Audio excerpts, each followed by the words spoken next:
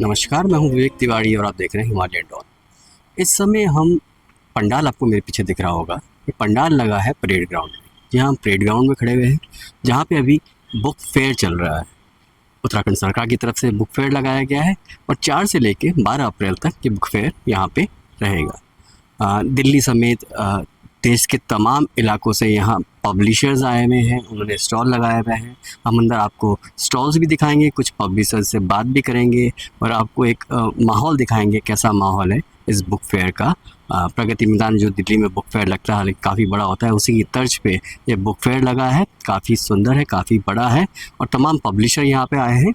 उनसे हम बात भी करेंगे, आप तक उनकी बात भी पहुँचाएंगे।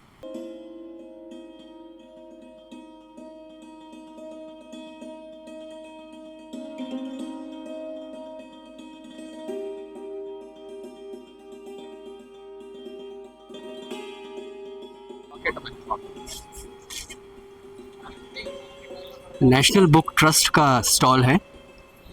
नेशनल बुक ट्रस्ट बहुत रेपुटेड नाम है, बहुत बड़ा नाम है, एनबीटी इंडिया। और यहाँ काफ़ी तरह की बुक्स रखी हुई हैं। बच्चों का साहित्य बहुत है इनके पास। बाल साहित्य में नेशनल बुक ट्रस्ट एक बहुत बड़ा नाम है। आपको बाल साहित्य दिखाएंगे।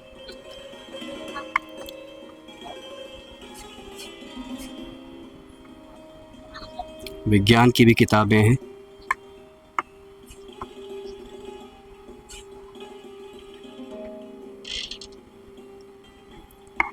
उपन्यास भी आपको दिखेंगे, प्रेमचंद से लेकर प्रमोद कुमार, सत्यनारायण वर्मा, जेपी पांडे।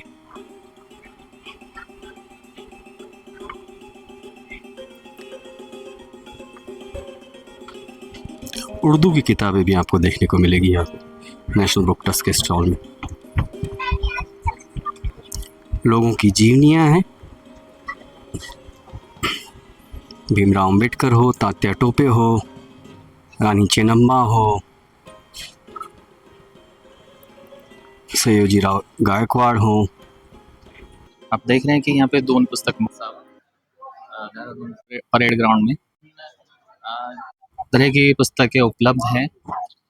250 से ज़्यादा पब्लिशर यहाँ पे उपस्थित हैं, जिनमें आप अलग अलग भांति की पुस्तकें ले सकते हैं। पुस्तक न्यास देख सकते हैं, इसमें जनरल लिटरेचर हर तरीके की किताबें लेके यहाँ पे उपलब्ध हुआ है। और हमारा उद्देश्य यही है सर, क्योंकि प्रथम बार ये यहाँ पे हो रहा है, तो कोशिश ये है कि ये एनबीटी देहरादून के वासी उत्तराखंड खंड का फेयर है सर। तो कैसा रिस्पॉन्स देखने को मिल रहा है आपका? 4 तारीख से 6 तारीख है। धीरे धीरे लोगों का आवागमन बढ़ रहा है यहाँ पे और किताबें ले रहे हैं। मोबाइल की दुनिया को छोड़ के वो आज के डेट में किताबों की तरफ बढ़ रहे हैं, तो ये बड़ा अच्छा लगता है। युवा वर्ग भी काफ़ी आ रहा है। एनबीटी के बारे में अगर बात करें, एनबीटी एक बड़ा नाम है, तो छापता है किस तरह की पुस्तकें एनबीटी छापता है, कितनी भाषाओं में छापता जी जी लगभग पिछले 70 सालों से जो है साहित्य की सेवा में लगा हुआ है और हम हर तरीके से फेयर भी ऑर्गेनाइज कराते हैं। और देखिएगा लगभग 80 से ज़्यादा भाषाओं में हम किताबें प्रिंट करते हैं, तो साहित्य से संबंधित होती है। तो ये कहा जा रहा है कि युवा वर्ग में आप किंडल जैसे आ गया है, या आपके पास बहुत सारे एंटरटेनमेंट के बहुत से साधन हो गए, तो कहा ये भी जाता है किताबें आपको इतनी संगत नहीं रही जितनी पहले। इस बारे में आपको क्या लगता है, युवा वर्ग किताबों का क्रेज बढ़ा है? देखिएगा एनबीटी का तो उद्देश्य ही यही है कि किताबों का क्रेज बढ़े, पढ़ने की हैबिट युवाओं में बढ़े, तो कोशिश तो यही है। बाकी देखिएगा एक समय होता है सभी का, जो एंजॉय किताब के साथ आप कर सकते हैं फिजिकली, वो आप कभी मोबाइल से नहीं कर सकते। इसके साथ साथ हम यहाँ पे कुछ ब्रेल बुक्स भी लेके आए हैं, जो कि हम बच्चों को फ्री ऑफ कॉस्ट डिस्ट्रीब्यूट करते हैं। उनसे कोई उसका भुगतान नहीं लेते हैं। ब्रेल पढ़ने की जो भी हमारे दिव्यांग हैं वो यहाँ से उन्हें प्राप्त कर सकते हैं। हमारे स्टॉल पे हम लेके उपस्थित हुए हैं। इसके देहरादून में आपका कोई कैंपस, कोई स्टोर या कैंपस है क्या? देहरादून में हमारा राजपुर रोड पे जो NIEPVD इंस्टीट्यूशन है, उसके अंदर हमारा एक बुक सेंटर है, जिसमें बुक प्रमोशन सेंटर है, जिसपे कि आप जो हैं जाके किताबें देख सकते हैं, वहाँ से किताबें खरीद भी सकते हैं। वहाँ पे बहुत सारी किताबें डिस्प्ले हैं, बड़ों के लिए, बच्चों के लिए, और बहुत ही खूबसूरत वो बना हुआ है। और साथ ही साथ हम महीने में 1 या 2 एक्टिविटी बच्चों की वहाँ पे कराते रहते हैं, जिसमें कि अलग-अलग तरीके की, कहीं ड्राइंग कॉम्पिटिशन हो गया, स्टोरी टेलिंग का हो गया, क्ले वर्क हो गया, आर्ट एंड क्राफ्ट हो गया, इस तरह के कुछ ना कुछ हम नई एक्टिविटीज़ वहाँ पे कराते रहते हैं।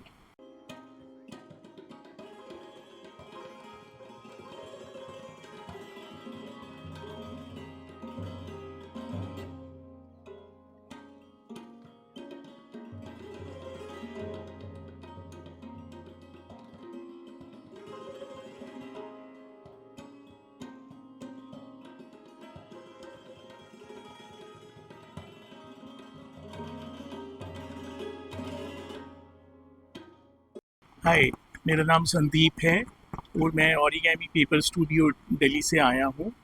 ये जो आप सब आर्ट वर्क देख रहे हैं, इसका नाम ओरिगेमी है, जिसको कि हम पेपर फोल्डिंग आर्ट कहते हैं। इसके अंदर किसी भी तरह की कटिंग या पेस्टिंग नहीं होती, ये सिंपल पेपर फोल्डिंग है। इस आर्ट को कोई भी कर सकता है सिंपल पेपर फोल्ड करके। ओरिगेमी जो है ये खाली पेपर फोल्डिंग ही नहीं है, इसके कई बेनिफिट्स भी होते हैं। It boosts our creativity, enhance patience, promote learning, reduces stress, even activate our organs also. ये हमारे मोटर स्किल्स को भी डेवलप करता है और आज की डेट में तो नासा स्पेसशिप के जितने भी प्रोग्राम हैं सारे ओरिगेमी पर बेस हैं। ओरिगेमी के अनगिनत फ़ायदे हैं। ओरिगेमी का आज की डेट में हर सेक्टर में इस्तेमाल हो रहा है। आर्किटेक्चर, इंजीनियरिंग, मेडिकल साइंस, सब जगह ओरिगेमी का इस्तेमाल हो रहा है। ये जो आप देख रहे हैं ये सब ओरिगेमी के पेपर पैक्स हैं। ये ओरिगेमी जिस पेपर से की जाती है उसके पेपर पैक्स हैं। इन पेपर पैक्स के साथ इंस्ट्रक्शन मैनुअल भी होता है कि कैसे कर सकते हैं। कोई भी बच्चा 4 साल से लेकर 80 साल तक की एज का कोई भी इस आर्ट को कर सकता है। This is one of the most simplest art in the world with endless benefits. Response आपको कैसा मिल रहा है यहाँ it is very good, people are loving, क्योंकि ये आर्ट ही इस तरह का है और इतना आसान आर्ट है कि लोग इसे बहुत पसंद कर रहे हैं और हर कोई अपने बच्चे को एक्टिविटी में इन्वॉल्व करना चाहता है। तो एक्टिविटी में इन्वॉल्व करने के लिए इससे खूबसूरत कोई आर्ट ही नहीं है। ये आर्ट 1600 ईस्वी में जापान में शुरू हुआ था और पूरे वर्ल्ड में फैल गया। तो आप खुद सोच सकते हैं कि जिस चीज़ को जापानीज़ कर रहे हैं, how they smart are they, वो आज भी अनगिनत फ़ायदों के साथ इसके फ़ायदे उठाते हैं और इसको डेली यूज़ में इस आर्ट को करते हैं। तो ओरिगेमी का हमने देखा है हाल फिलहाल में लगातार इसके भी काफ़ी क्रेज़ भी बढ़ा है। आप लोग क्या इसकी क्लासेस ऑनलाइन या फिजिकल? हाँ, हम इसकी क्लासेस भी लेते हैं, ऑनलाइन भी अवेलेबल हैं। आपको अगर इसे सीखना है तो आप हमारा इंस्टाग्राम फॉलो कर सकते हैं, जो कि है origami_paper_studio। मेरा मोबाइल नंबर और व्हाट्सएप नंबर है 9810166356। वहाँ पर आप हमारे को व्हाट्सएप करके अगर कहीं आपको कोई दिक्कत है, कोई चीज़ समझ नहीं आ रही बनाने में, तो आप हमारे को कांटेक्ट कर सकते हैं। हम आपको वीडियो शेयर कर देंगे कि किस तरह किया जा सकता है। और अगर आपको ये ओरिगेमी पेपर पैक्स ऑर्डर भी करने हैं तो हमारा इंस्टाग्राम पर वेबसाइट लिंक है बायो के अंदर, आप वहाँ से भी खरीद सकते हैं।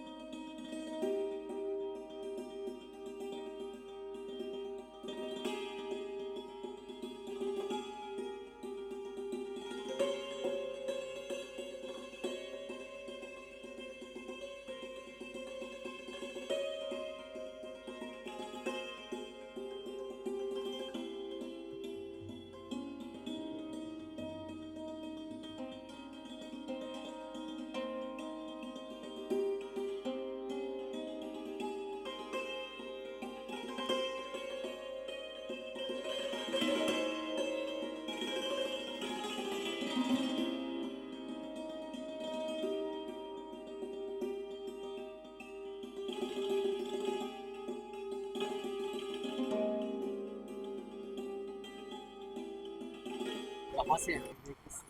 किस तरह की बुक्स है आपके पास, कुछ बताइए। दिल्ली से में अभी रेयर बुक से लेके अडल्ट्स के लिए और बच्चों के लिए, हर एज ग्रुप के लिए, इवन मैनेजमेंट, इकोनॉमिक्स, एवरीथिंग, हर टाइप की, नई पुरानी सारी तरह की वैरायटीज़ हैं।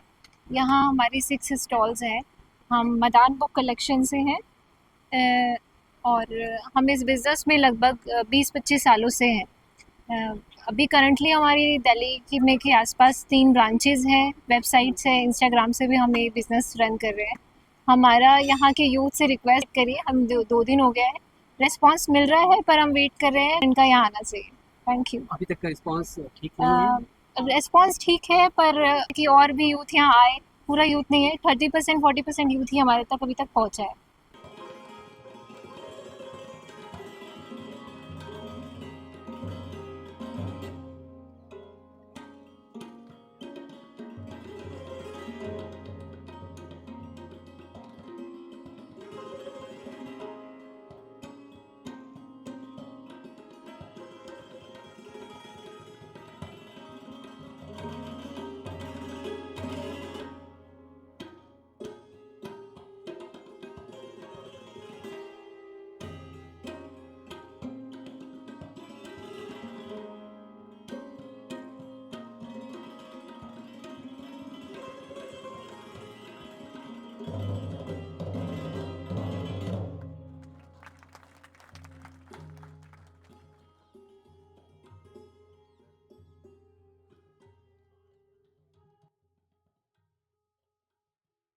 इस तरह की बुक्स है आपके पास, इसके बारे में कुछ बताइए। मेनली मैं तो खुद पुणे से आया हूँ।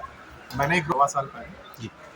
और हमारा ये था कि ऑथर से बहुत सारे ऑथर्स, आजकल जो बुक का हाल है कि बुक्स पहुँचती नहीं रीडर के पास क्योंकि रीडर नहीं जाते, जी। तो हमें कुएं को घोड़े के पास तो वो मैंने सोचा कि चलो कुछ हम अपना एक ग्रुप बना के और हम इवेंट्स करेंगे बुक। उसके लिए क्या क्या कर सकते हैं, तो एक बुक है वन ऑफ द एक हमारा दूसरा हम इवेंट्स करते हैं हाउसिंग सोसाइटी और कॉलेजेस में, यूनिवर्सिटी में। अभी हमने एक साल में 12 इवेंट कर दिए और आराम से। और दूसरा हमने 6 एयरपोर्ट्स की लाइब्रेरी सेटअप करी है, चेन्नई, कलकत्ता।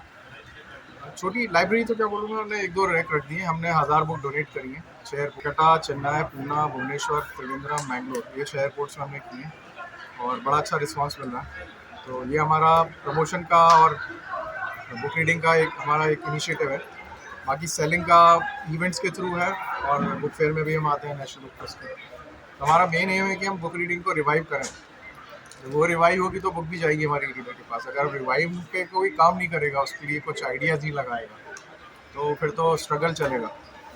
तो किंडल के ज़माने में आपको लगता है स्पेशली यूथ्स के पास कहा जा रहा है कि बुक्स की वो अहमियत नहीं रहेगी जो पहले थी? देखिए, किंडल के ज़माने की तो प्रॉब्लम ऐसा है कि मेरी बुक्स किंडल पे है, बट 95% बुक्स मेरी पेपर बैक ही बिकती है आज। और यूथ को ऐसा लगता है कि किंडल पे मेरी ऑडियो बुक भी है, एक ही कॉपी ऑडियो की बिकी है। पढ़ने वाला आज भी बुक हाथ में ही चाहता है मेरे हिसाब से। तो ये एक हाइप है कि किंडल में लोग पढ़ रहे हैं, बट मैं तो बोलता हूँ उनको वो फ़न नहीं मिलता जो आदमी कहता है छुट्टी पे गए आराम से बालकनी में बैठ के कॉफ़ी पी रहे हैं और एक बुक पढ़ रहे हैं। किंडल तो पूरा टाइम तो स्क्रीन पे ही है, तो स्क्रीन से कहीं तो हटो। हमारा आइडिया कि स्क्रीन से बाहर लाओ लोगों को। और ये कहने की बात है कि किंडल की वजह से बुक्स की अहमियत कम हो गई है। आप देखिए आज इंडिया में बुक्स पब्लिश हो रहे हैं, बुक्स की डिमांड पब्लिश हो रही है। ऐसे लोग हैं जो अभी भी बुक को हाथ में पकड़कर पन्ने पलटकर पढ़ना चाहते हैं। तो किंडल की अपनी जगह है, बुक्स की अपनी जगह है, कोई भी किसी की जगह ले नहीं सकता है। देखिए, किंडल से कोई बुक रीडिंग नहीं खत्म हो रही, तो वो किंडल फॉर्म में पढ़े या पेपर बैक में पढ़े। बट मेरा ये जो खुद का डेटा है, अपना डेटा को स्टैंडर्ड नहीं बोल सकता, 4 साल से जो डेटा है अपनी और यूएस इंडिया के बाहर, बट किंडल का रेशियो बहुत ही कम है। परसेंटेज मुश्किल से 5% रिपोर्ट आती है ड्राफ्ट टू डिजिटल से, उसमें मेरे को 95% पेपर बैक का ही आता है। के लिए अगर इसकी बात करें तो ऑप्शंस बहुत सारे हैं। डिस्ट्रैक्शंस ज़्यादा, हाँ ऑप्शंस नहीं बोलूँगा, हमारा आइडिया ही सेट है, क्योंकि वो उनके लिए, उनके फ्यूचर के लिए, हमारे देश के फ्यूचर के लिए ठीक नहीं है। वो तो कैसे देखा है, ब्रेन वॉशिंग कितनी हो गई है, डिस्ट्रैक्शन हो गया है, कोई उनको रोक नहीं पाता। तो यूथ थिंकिंग बना है। एक क्रिएटिविटी भी आप खुद का क्रिएट कर पाते हैं अदरवाइज आपको भाई आपका दिमाग 2 वे इंटरेक्शन करता है। जब आप डिजिटल मीडिया पर रहते हो तो 1 वे रिसीव करता रहता है, तो आपकी जो कोग्निटिव एबिलिटी है वो ख़त्म होने लगती है और आप एक कंट्रोल मोड में आ जाते हो कि जो सुन रहे हो उसी को पर रिसीव कर रहे हो और उसी को फॉलो कर रहे हो। आप अपना दिमाग लगाना बंद कर देते हो है और उसको समझना चाहिए। और वही मैं एक्चुअली मेरी अभी मैम से बात यही हो रही थी कि मैं इसमें पैसे कमाने के लिए नहीं कर रहा, मैं इसमें बहुत पैसे कमा सकता था और मैंने तो जीवन में काफ़ी कमा भी लिए। तो मेरा एक मिशन है जो सबको समझ में नहीं आया, कॉज पे काम कर रहा हूँ और कुछ नहीं है। बाकी मेरी किताब भी मतलब उसी कॉज पे ही है, स्पिरिचुअलिटी पे, सेल्फ हेल्प पे, वो भी इसीलिए लोगों को थिंकर्स बने। आसान है आप बट देखिए समझ आजकल नहीं बच्चों में कितना अटेंशन स्पैन रिड्यूस हो रहा है, रेस्टलेसनेस कितनी है, एग्रेशन कितनी है, because they don't have time कि आराम से बैठ के कोई चीज़ एंजॉय करो, रिलैक्स करो, अंडरस्टैंड करो। जैसे जैसे रीडिंग डेवलप होगी बच्चों में अपने ऊपर सेल्फ कंट्रोल भी बढ़ेगा, पेशेंस बढ़ेगी, और एक it is like opening the doors of the mind.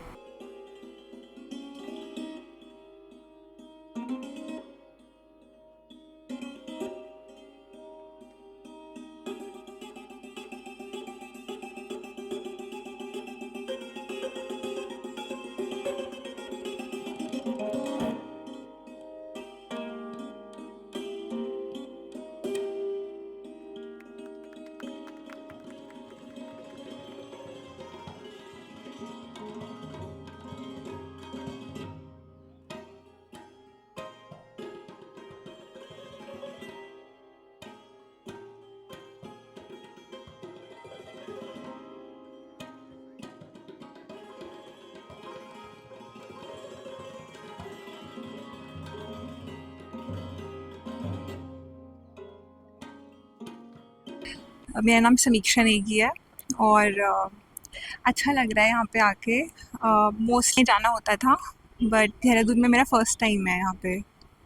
Books को लेके कह रहे हैं, कहने को आ रहा है कि बुक्स का कुछ इंटरेस्टिंग रह गया क्योंकि ऑप्शंस बहुत है. आप इसको आप किस तरह मतलब पार्शली इट्स ट्रू भी, देयर आर स्टिल पीपल जो लोग बुक्स को पढ़ना पसंद करते हैं, बिकॉज आई थिंक टेक्नोलॉजी में हम लोग उससे बेटर आई थिंक बुक्स पाते हैं.